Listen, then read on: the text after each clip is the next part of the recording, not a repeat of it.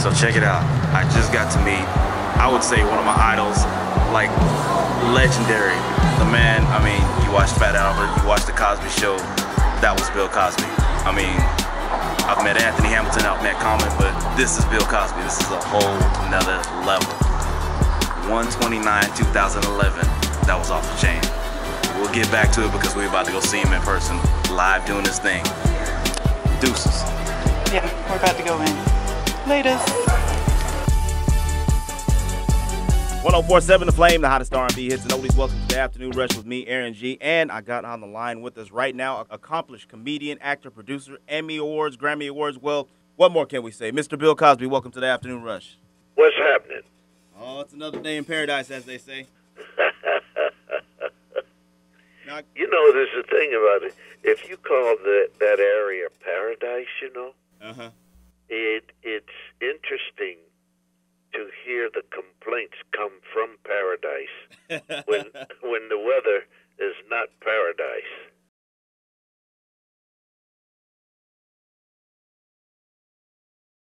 Now, you know, I was looking at some of the older stuff. I was looking at Bill Cosby himself, and one of the clips that always makes me laugh, and I wanted to ask you about it, is the part where you said, "But Dad, I'm Jesus Christ." Is that... Yeah, yeah. You know, when I started in this business, I wanted to write for people. I didn't see myself as a performer, right? But it was because comics were rejecting the material I was showing them. Right. And they said, well, this is not funny. And then I'd take it and I'd say, okay, now look, this is how you do it. And I'd do it, and then the comic would say, well, it's still not funny. So I was almost sent on a mission to prove that what I was writing in the style I was writing in was, in fact, funny. So finally, I was just begging to get in front of an audience. And once I got in front of an audience, and I did it, and the people laughed as far as I was concerned. But the manager of the place still didn't like what I was doing, because I was in college and I considered myself an intellectual. Right. You know, and it's always been interesting for me that I am who I am in spite of who I wanted to be. Right. But, I mean, that's good that you didn't let that discourage you, because, I mean, there's so many people that go to try something and, you know, they hear one no and they get discouraged and they just scrap their whole project. I mean, you can't succeed that way. This, I think, was divine intervention. I think that my life has really been rather spooky, because there were things that I wanted to be, but somehow what I saw myself as never came about. Right. The things that I wanted to be. I wanted to be a high jumper in the Olympics. Right. And so finally, when the time came for the audition, I never made it, never came close. So that was the end of that. Then I wanted to be a professional football player. And I found out I really didn't have the nerve to become one. You know, an awful lot of people talk about the size of a person. Well, he's 5'8", and he weighs 160. What's he doing in pro ball? Well, it's the size of your courage. And, you know, you can have a 400-pound person if the size of the courage is sort of like Dorothy with the Tin Man and the Straw Man and things like that. Right. But this comedy thing that I never really, really saw until I was in college. So I have to thank Temple University for allowing me to enter with a 500 total SAT score. Wow. And they put me in remedial everything, doctor. Right. remedial. I was the most thankful person in the year 1960.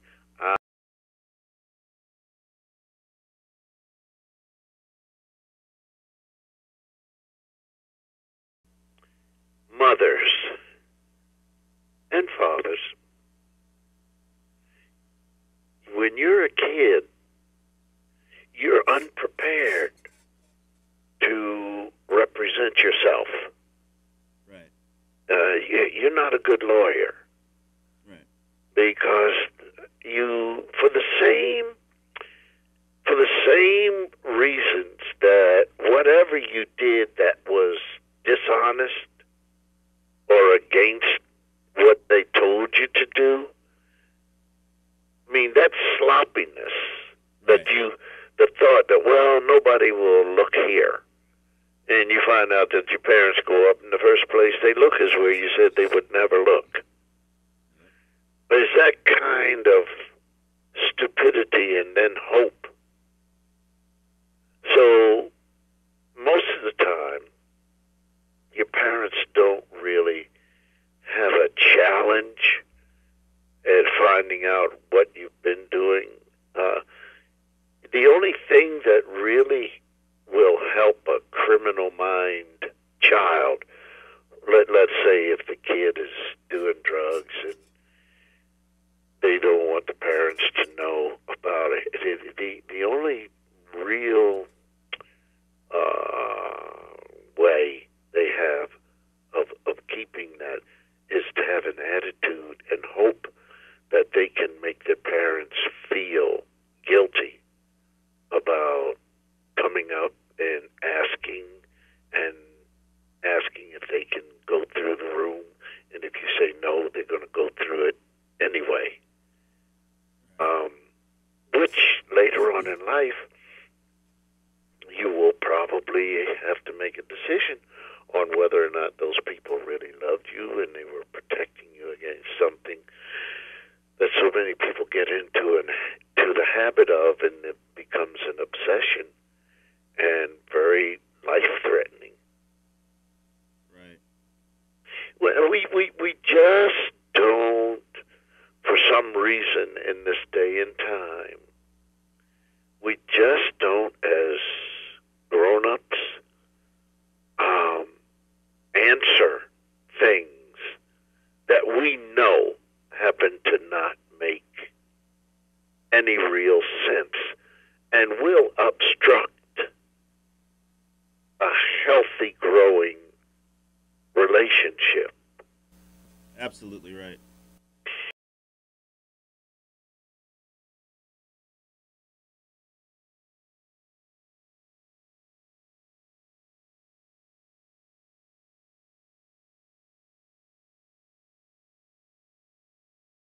I was talking to a doctor, and I said to him, I want to know why, if I'm in the hospital, I get 4 doctors, and they're all specialists, one particular area, and they come separately to examine me, but I never see them talk to each other about me. And lined up, I've got about 6 different meds. And the doctors are not telling each other what they're prescribing. And I had a friend who, he never did come out of there alive, I believe, because the doctors didn't talk to each other. And we've got to get those doctors to talk. And that's why I'm so happy I have Bill Cosby, because I know if I ever go down and I'm sick, she will be there, man, to the point where these doctors are going, I think we all better be in here at the same time, because she's going to hold muster. Exactly. Yes. Exactly.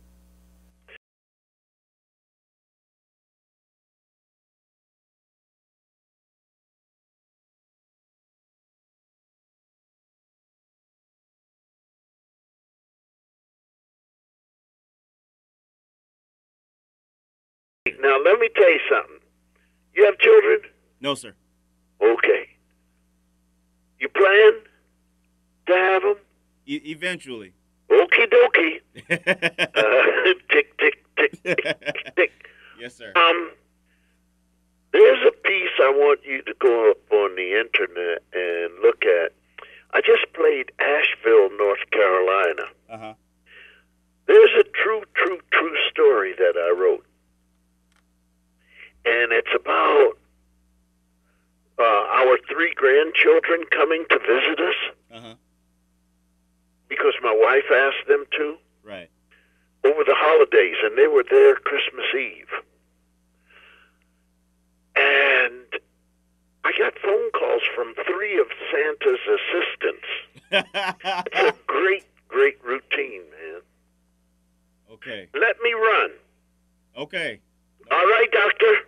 Ladies and gentlemen, that was Bill Cosby, and he'll be at the Sunrise Theater January 29th for 2 shows, 6 p.m. and 9 p.m. Again, Bill Cosby at the Sunrise Theater January 29th, 6 p.m. and 9 p.m. Don't you dare miss it. This is AaronG for 104.7 The Flame, the hottest R&B hits and oldies. We are you, and it's on.